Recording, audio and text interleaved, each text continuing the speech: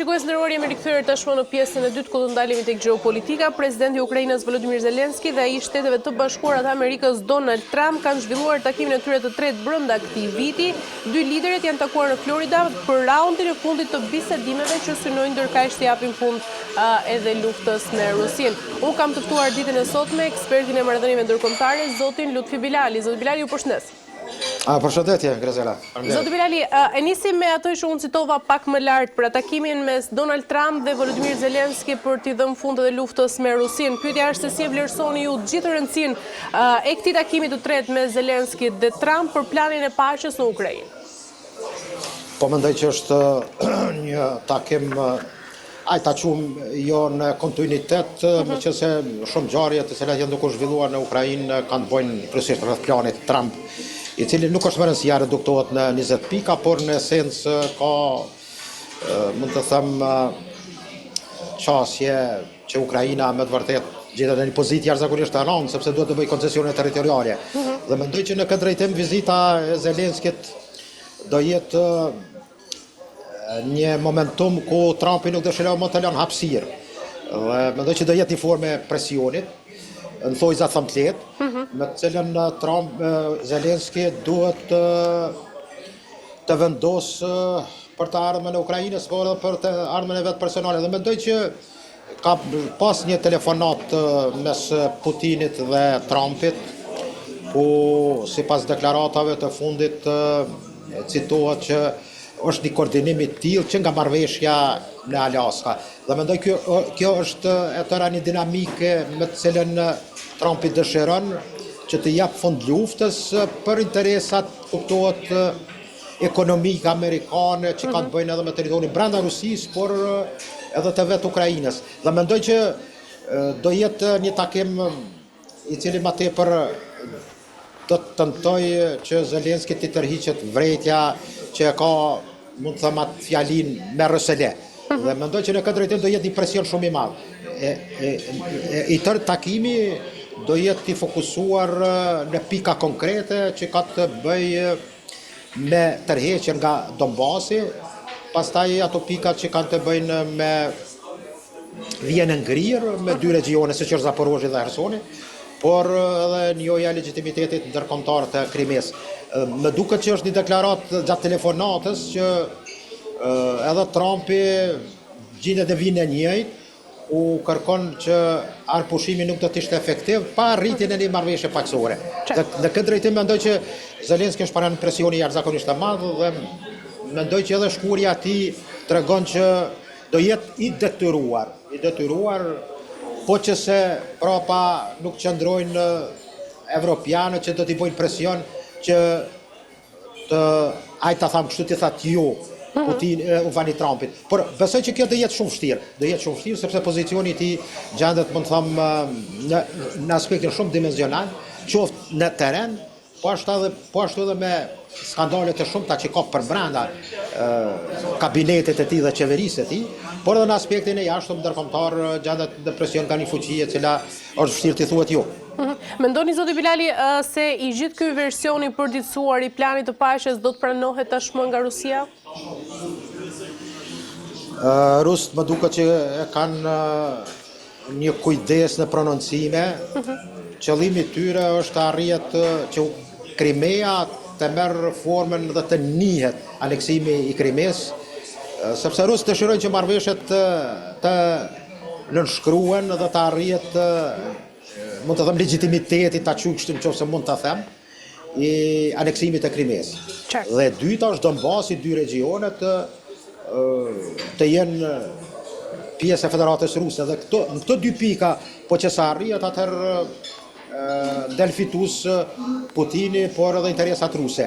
Mendoj që plani nuk mund të korrigjohet, nga se njëra palë mund të jetë këtë rast. Një fuqi siç është Federata Ruse e ka problem që Ukraina të jetë ajo që mund të ngul këmbë, dhe besoj që do jetë një situatë e vështirë. E gjitha kjo tregon që një dill i tillë mes Trumpit dhe Putinit është arrit në Alaska, dhe kjo është kurorëzimi i gjithë këtij aktiviteti që do bëhet në edhe në vizitën e Zelenskit, por edhe në ditët e ardhshme që besoj që mund të jetë janari një fije shprese që mund të kemë edhe një anë pushim dhe një parafrim për pikat e planit të Trumpit. Nuk mendoj që është ajo fjalia krejt rabinit Dnjeprit që e jap një datë 15 janarit do të jetë dita ku do arrit marrëveshja, por besoj që do hyjmë edhe në fazën e pranimit dhe do të bëhen 4 vite nga 24 shkurti që besoj që do të mund të kurorëzohet arritja e një marrëveshje paqësore. Beshar Zobilari, nga ana tjetër, çfarë ndikimi mund të kenë edhe bombardimet e fundit ruse në Kiev mbi të gjitha bisedimet diplomatike që po zhvillohen? Po kjo është një presion, se rusët kanë tendencën që në strategjinë e tyre në këtë kohë dimri të godasin infrastrukturën që popullata psikologjikisht të jetë në një situatë të rëndë dhe të ketë, mund të them kështu, pakënaqësi edhe me vetë udhëheqjen ukrainase apo me Zelenskin, sepse thon drejtën ka dhe në brenda kampit të Ukrainas ka përçarje bukur të mëdha, sidomos sa i prin me duket Zaluzhin ish komandanti i forcave ushtarake të Ukrainës, tash ambasador në Britaninë e Madhe, por edhe kryebashkiaku i Kievit Klitschko. Dhe mendoj rusët taktizimi i tyre është e tërat marshute në goditje qoftë prej dronëve apo edhe llojeve të ndryshme të raketave që kanë me bulluk, godasin edhe për brenda Kievit pozicionet edhe në rrethinat e Kievit, por edhe në pjesë sidomos ato perëndimore të cilat rusët i vlerësojnë se janë arterje furnizuese për armatën ukrainase. Rusia dëshiron që me këto goditje ta lodh dhe ta bjen në aktin e kryer vetë Zelenskin apo edhe atë fjalën e Donald Trumpit që është vështirë dhe nuk mund të dilë fitues me një superfuqi siç është Rusia. Beshar Zobilari, nga ana tjetër, ju vetë si e shihni të gjithë rolin e Shteteve të Bashkuara të Amerikës, por edhe Mbretërisë së Bashkuar në të gjithë këtë proces të paqes? Po, akteri kryesor sot në botë është një fjalia e Trumpit, me duket që thotë që një rol të OKB-s ka marrë SBA-t. Dhe mendoj në shumë vatrat e krizës, jo vetëm për ato 7 luftara që i kanë ndaluar, që i citon shpesh Trumpit, por mendoj që një rol të tilla kanë marrë SBA-t dhe mendoj që për të arritur një paqë, nuk ka paqë drejt, por paqë mund të them për shpëtimin e jetës së njerëzve, dhe ajo që mund shpëtohet, që është i padrejtësi, mund të them drejt, por amerikanët janë ende, mund të them, fuqia vetme që mund të kenë ndikim impakt për arritjen e një anëpushimi apo qetësimin e situatave konfliktuoze sot në botë. Dhe mendoj që kjo tregon që amerikanët edhe në doktrinat e tyre që ka të bëjë me aspektin e 2 dokumente që janë të rëndësishme, që janë aprovuar në fund të këtij viti, në këtë muaj, janë ajo që ka të bëjë me aktin e autorizimit të mbrojtjes kombëtare amerikane që implikon edhe situatën tani në Ballkan. Desha të them atë citat shumë interesant të Giorgia Meloni, kryeministres italiane, e cila para disa ditësh thotë që ky vit ka qenë i vështirë, por mos u shqetësoni, viti i ardhshëm do jetë edhe më i vështirë. Mendoj që po him në një vit me shumë sfida, por sidoqoftë mendoj që arritja e një momentumi për paqen në Ukrainë është e rëndësishme edhe për vetë ukrainasit, por edhe për sigurinë mendoj evropiane. Po që sa arrihet në aspektin e sigurisë, umbrellës së sigurisë, jo vetëm për Ukrainën, që amerikanët afrojnë disa garancione, të cilat mund të them mund të jenë pozitive, por nuk mund të jenë ndoshta garantuese për periudha të gjata. Beshar Zobilari, një tjetër çështje ku kryeministri izraelit Benjamin Netanyahu do takohet me presidentin e SBA-s Donald Trump për bisedimet që pritet të përqendrohen në të ardhmen e anëpushimit për rripjen e Gazës, ku negociatat për të filluar të ashtu quajtur ndoshta fazën e dytë duket se kanë arritur në një rrugë të re edhe pa krye, po i quaj.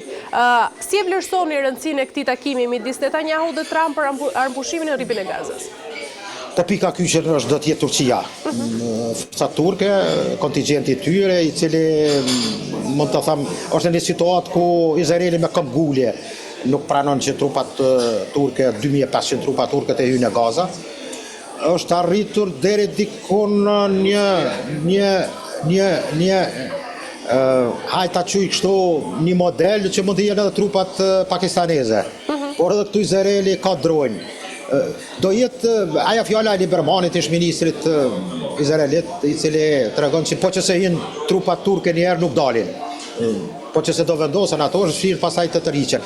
Dhe mendoj që takimi me Trumpin do t'jetë një situatë që ka të bëj kryesisht me fazën e cila ka të bëj me implementimin e një force paqërujtëse për brenda Gazës. Dhe do jetë, mendoj, një takim që Amerikanët tradicionalisht favorizojnë interesat e Izraelit, por ndoshta do t'jetë edhe një shtytje sepse dostumi i Trumpit, qoftë Netanyahu, qoftë Trumpi, do jetë problematike të kënaqet njëri të hidhrohet tjetri. Dhe kjo do jetë një situatë, besoj që Amerikanët e kanë vështirë, edhe pse ambasadori amerikan në Turqi shpreh disa qëndrime që duhet të jenë trupa turke, është do fjala nga Trumpi tek Erdogani që do jenë trupa turke, por besoj që do jetë vështirë. Po që se nuk jenë trupat ushtarake turke, do jetë problematik. Deri dikun mendoj që edhe Pakistani për shkak të fuqisë, një fuqie atomare, sepse është ai sentimenti që një vend i fort musliman të hynë në tokën e Gazës, do e shohin Izraeli si rrezik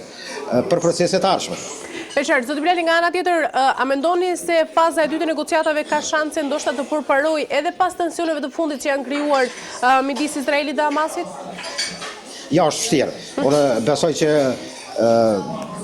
ajo që ka pëndodhë Somalandi, që Izraeli të ndaj një pjesë të këtij territori dhe influencën e vetë të shtri të brigjin e Adenës të hyrjen e detit të kuq depërtimin që një pikë strategjike, të thotë ndarjen e këtij vendi për interesat e Izraelit, pastaj ajo që ndodh me Darfurin në pjesën e Sudanit, do të kemi një përzierje jashtëzakonisht e madhe të interesave të Izraelit, të Turqisë dhe Arabisë Saudite, dhe mendoj po edhe Egjiptit po ashtu. Por për Izraelin pika kyçe që është rrezikun për të ardhmen për një konflikt të mundshëm është Turqia, pas Iranit.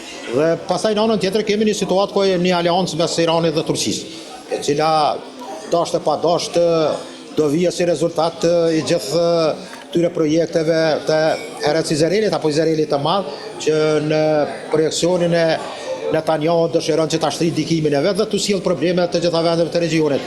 Do jetë, mund të them, sfida e ardhshme e 10 vjeçarit, do jetë konflikti që mund të ndizet mes Turqisë dhe Izraelit, dhe pastaj do kemi një situatë ku Izraeli faktikisht me arritjen e një lloj partneriteti strategjik me Greqinë dhe pjesën Cipriote greke, dëshiron që të mbyllë, mund të them, ato arterjet interesave turke.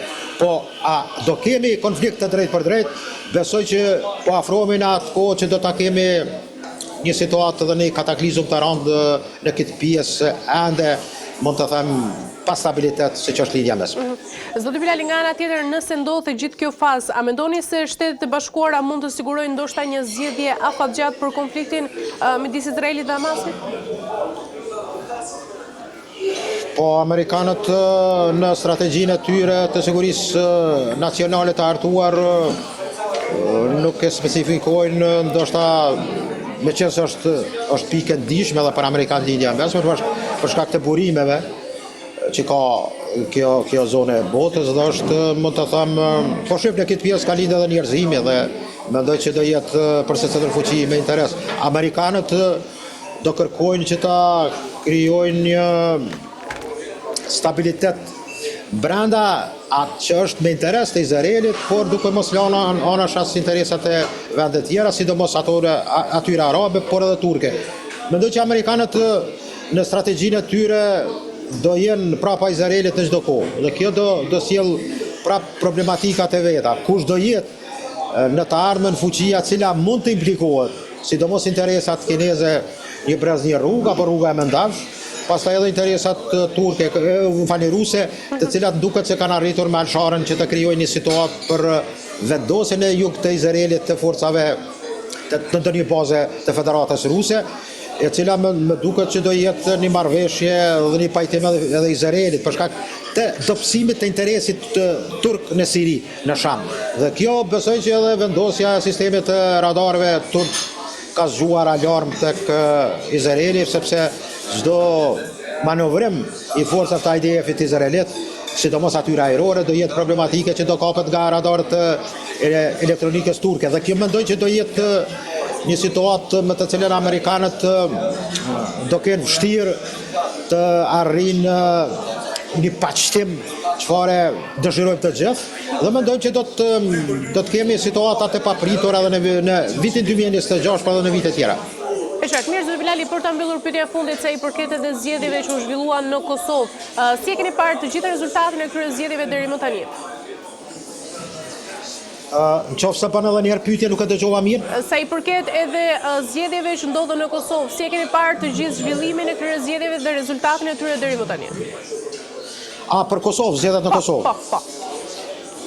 Po, shef, mendoj që këto zgjedhje kanë mësuar fiasko opozita dhe ka qenë fitore sensacionale, cila mendoj që shef, opozita duhet të reflektoj shumë dhe mendoj që duhet të mbledh gjitha strukturat e tyre dhe të filloj një proces të ri përbrenda këtyre partive opozitare. Përndryshe, mendoj që askush nuk ka menduar që do del kaq dobët një rezultati i opozitës, edhe pse mendoj që miti i Kurtit është jashtëzakonisht i madh dhe kjo ka ndikuar si lider, shifet që është i pakontestueshëm dhe është vështirë një opozitë të tillë të del përballë një miti të tillë. Mendoj që opozita ka shumë punë për të bërë, por institucionet e Kosovës duhet të krijohen sa më parë sepse obligimet janë të mëdha. Besoj fitoria e Kurtit sa është e gëzueshme, mendoj që do jetë edhe shumë me përgjegjësi, sepse presin procese jashtëzakonisht të rënda në gjithë këtë gjeopolitikë të sotme që e kemi qoftë në Ballkan, por edhe përgjithësi në Evropë dhe botë. Dhe mendoj që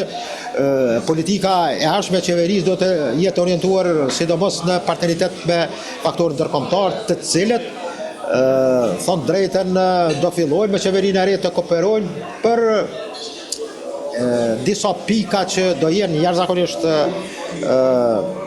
mund të them të rënda dhe përgjegjësia e rëndë edhe për qeverinë e ardhshme. Do të ti mund të kesh privilegje, por ke përgjegjësi të mëdha dhe besoj që në këtë drejtim qeveria e ardhshme Kurti gjendet para sfidave të mëdha, edhe pse fitoria është jashtëzakonisht e këndshme, mendoj që do jetë me obligime shtesë dhe përgjegjësi të cilat kanë të bëjnë kryesisht në raportet me Serbinë dhe besoj që do jetë një situatë e cila nuk është lehtë të menaxhohet apo të vendoset, sidomos për obligimet që kanë të bëjnë me aneks marrëveshjen e Ohrit, të cilat janë marrë obligime edhe nga të dy palët, por trysnia ndërkombëtare është që të bëj presion që draft statusi i asociacionit të shkojë në gjykatën kushtetuese.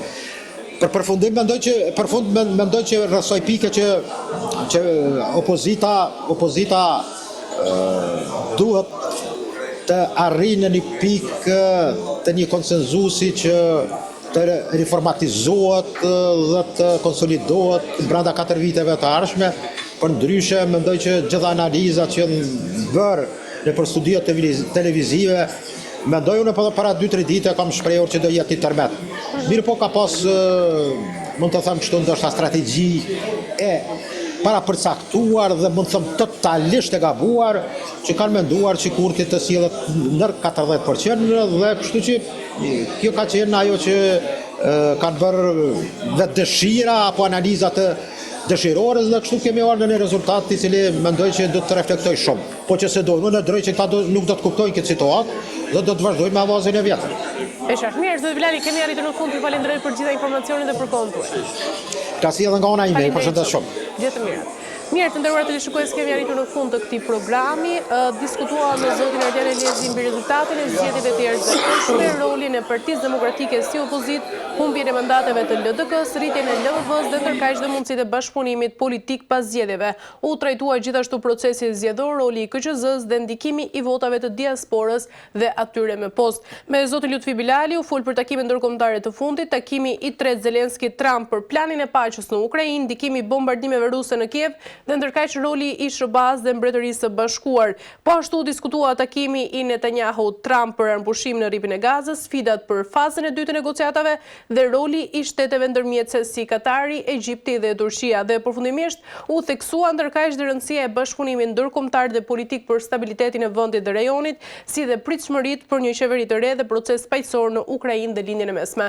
Me kaq po mbyllim këtë emision, shihemi në emisionin e radhës.